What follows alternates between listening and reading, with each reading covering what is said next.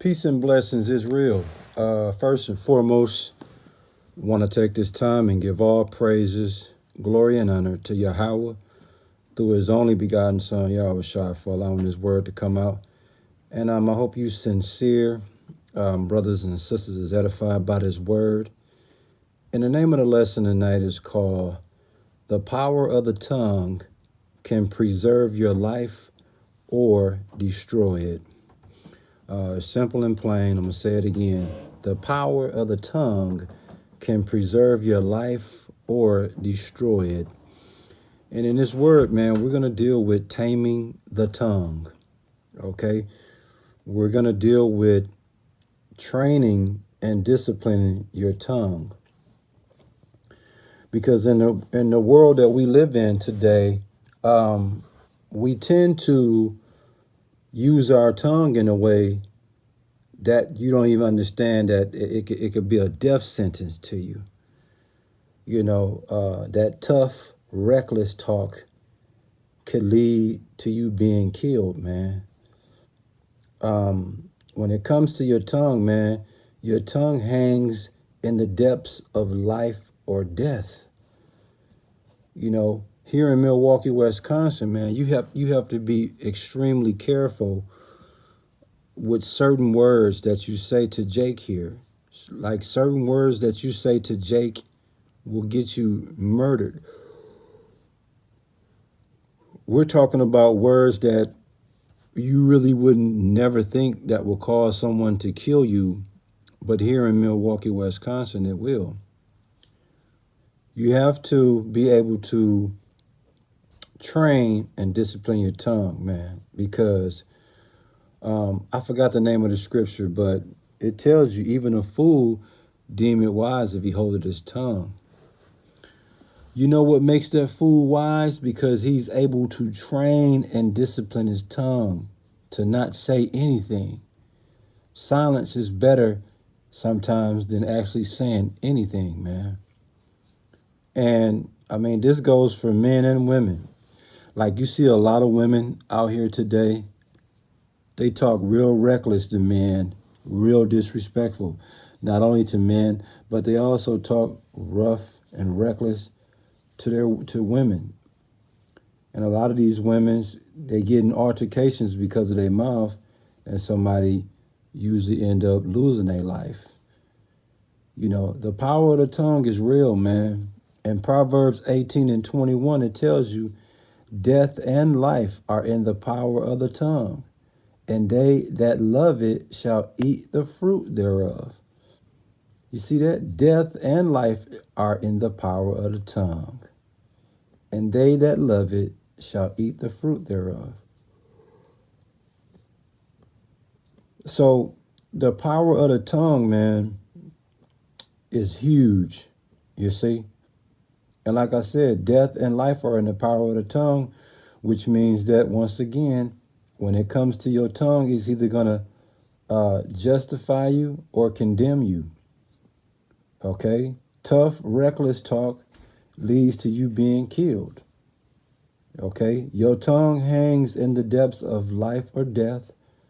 And the power of the tongue, some people's lives can be saved by the power of the tongue. You see that? And what am I saying when I say some people's lives can be saved by the power of the tongue? Meaning that you speaking in a way that a person would spare your life. You speaking in a way where a person,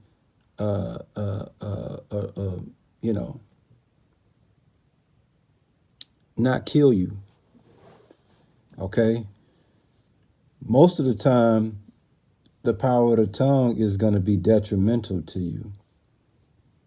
But you're either going to be justified or condemned with the power of the tongue.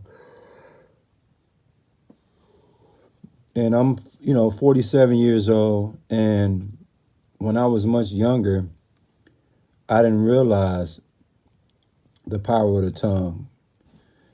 Sometimes, man, you could say something so hurtful to someone, you don't even realize you setting yourself up for the same thing that happened to you. It's called karma, man. So if you say something real bad to someone, you be maliciously mean to someone, and you get to talking reckless, don't be surprised it falls back on your own head, man. You know, in Proverbs 18:21, it says, death and life are in the power of the tongue, and they that love it shall eat the fruit thereof. So in other words, man, reap what you sow, man. You got to reap what you sow, bro. Yeah, man, if you out here talking reckless, man, you know, it's certain things that come with that. And if you gon' be out here talking that talk that you talk, then you got to be willing to accept what comes with that type of talk, man. You know, you got a lot of individuals, man, that talk reckless all the time and don't even understand the detriment of it. You see? In James 3, verse 6, it says, and the tongue is a fire, a world of iniquity. So is the tongue among our members, that it defileth the whole body, and set it on fire the course of nature, and it is set on fire of hell. You see that?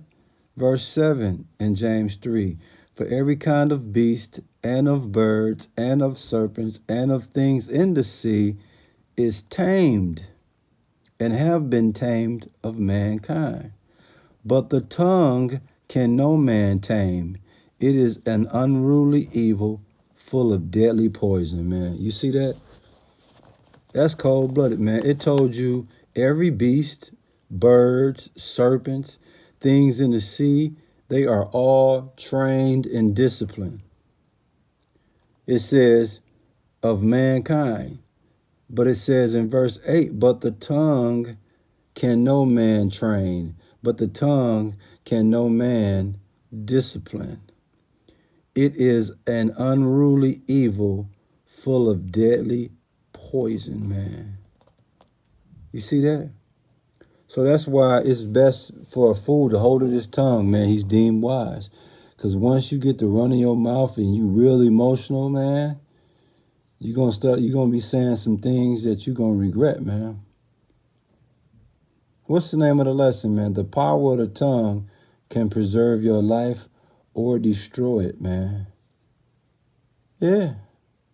You either can be justified with your tongue or condemned. Simple and plain. You're going to reap what you sow when it comes to the power of the tongue, man. Like I said, a lot of people say a lot of things out of emotion. And, they don't understand the detriment of that. You know, like my auntie, man, my uncle just died last year. And while he was on his deathbed, or, going towards his deathbed, my auntie told him that she wished he died, and eventually he died not too long after that. You see that? So at the time when she said that, she didn't literally think it was going to happen. For whatever reason, that's what she felt, and she said it. But it came to pass, man. So you got to be extremely careful, man, with training and disciplining your tongue, man, because you'll say some stuff that you didn't mean to say. You'll say some things that you wish you could take back, but it's going to be too late because somebody can kill you for the things you say with your mouth, man. Cold-blooded, man. The best thing you can do if you're an individual that can't, what it says in James 3 and 8, the tongue can no man tame. It is an unruly evil, full of deadly poison, man. See that? So training and disciplining your tongue, no man can do it. Which means, guess what, man? When you open your mouth when you open your mouth, man, not only is it going to be unruly evil, but it's full of deadly poison, man. Ain't nothing wholesome, ain't nothing spiritual, ain't nothing loving, ain't nothing uplifting. It's coming out your mouth, man. It's all to the left, man. I hope you sincere brothers and sisters was edified by this word. And we give all praises, glory, and honor to Yahweh through his only begotten Son, Yahweh. We pray. You see? Yahweh, man. Y'all better get with it. Once again, what's the name of the lesson? The power of the tongue can preserve your life or destroy it, man. And like I always say, man, hey, you better learn to tame your tongue because death and life are in the power of the tongue. You dig?